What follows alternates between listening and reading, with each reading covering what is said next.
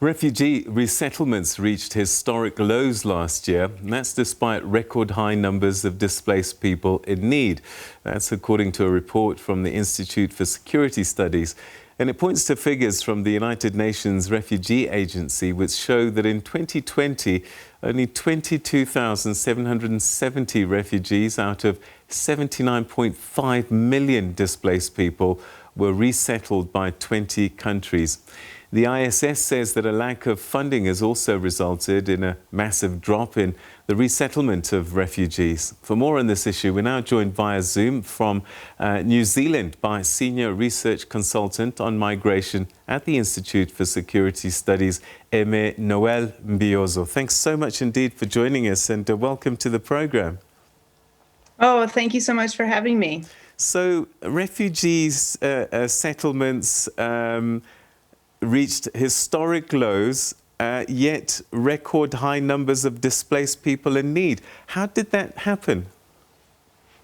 Yeah, well, I think when it comes to the displaced people in need, I think what we're starting to see is the numbers have never gone down. So the numbers of people who are driven towards displacement and they're pushed by violence, by climate change, by those drivers haven't gone down at all. So the number of displaced people continues to rise.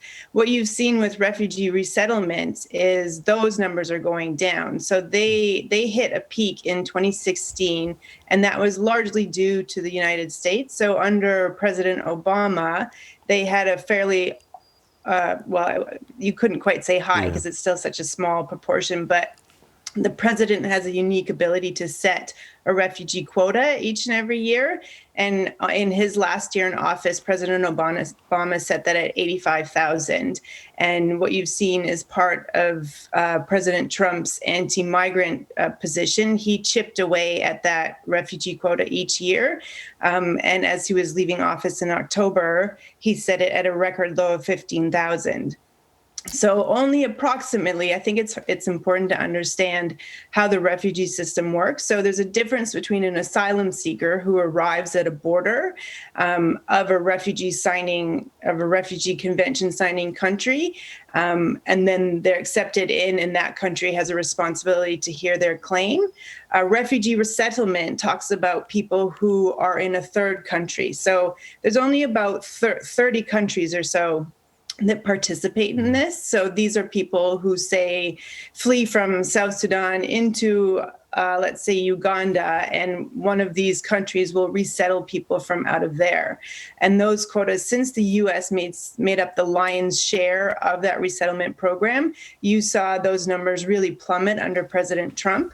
And then that was compounded by COVID-19. So a lot of the countries that participate in that had travel restrictions. So in 2020, due to COVID-19, there were 226 countries that had over 11,000 travel restrictions in place. And that fell into the refugee resettlement program. So some countries that would typically take a small amount, they grew even lower. So your total out of 80 million people was, as you said, just over 22,000. Africa seems to be the continent in most need and facing the biggest refugee challenge. How widespread is it? I mean, is this covering large parts of the continent, or are there particular areas that are particularly vulnerable? There are a number of conflicts and emergencies that are happening across the continent. So it really, of 10, sort of the 10 biggest refugee crises in the world, 6 are across the continent. Wow. So we have 26 million displaced people that have been identified across Africa. And so that's about 1/3 of the number of displaced people in the world. And that accounts for internally displaced people. So these are people who have been forced out of their homes but remain in their country, or refugees and asylum seekers. And of that 26 million people in need, just to give a taste of scale, only 7,000 were resettled in 2020. All right. And on top of all of this, depending the nature of the conflict and where it's playing out, there's always the victims, the most vulnerable, women and children. And sometimes they're stuck for long periods in a refugee scenario. Yeah. So one of the other key factors that is driving these numbers continuously up is that a growing number of these situations are protracted. So there is no solution that people are facing. We've interviewed and worked with refugees in Ethiopia who are from Somalia and who have been born and raised and lived in refugee camps for 30 years. So the need, it just continues to go up because there really is no solution for these people. So there's no opportunity for them to go home because those situations are intractable. So that really means that for them, the only options that they're facing, the only options that they have for permanent solution are resettlement or are onward migration. And often that takes place irregularly and people get in really risky situations. A little bit earlier on, I think you started to give me an answer for my next question, especially when you spoke about the United States. Funding is key to trying to solve this problem.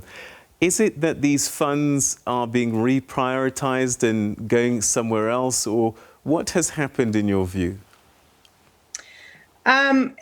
Certainly this year there's been a dip in some funding, and I think that relates directly to COVID and that people are distracted and priorities have changed. So as of mid-year, UNHCR was only at 51%. So that's the UN Refugee Agency. They were only funded at 51% globally.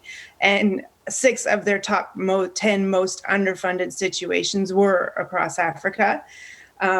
South Sudan ended 2020 with only 25% of their refugee appeal funded, which is a shocking low. This is a chronic situation. So I think if you look at the African refugee situations, they are chronically underfunded. So it was worse in 2020 than usual. We've seen, one of the things that we've seen is the World Food Program in April had to cut back food allocations for 1.3 million refugees in Uganda. And they recently issued another notice saying that they're going to be forced to cut it back another 10%. And these are people who are operating on a very bare minimum to begin with. So they're looking at having 60% of their food allocation.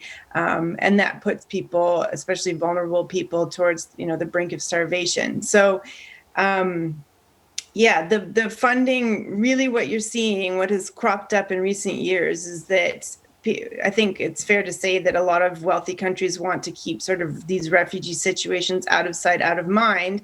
And they've made big commitments to sort of fund them to make sure that, people are provided for. And that's not happening either. So the situation that these refugees are facing, they're facing indefinite time in camps that are chronically underfunded to the point where people are potentially facing food insecurity. And that's a very dire situation. Yeah, Aimée, we're going to have to leave it there, but thanks so much indeed for bringing this story to the fore. And let's just hope that there are people listening that might be able to assist. But thanks so much indeed for sharing your thoughts on this. All right, thank you.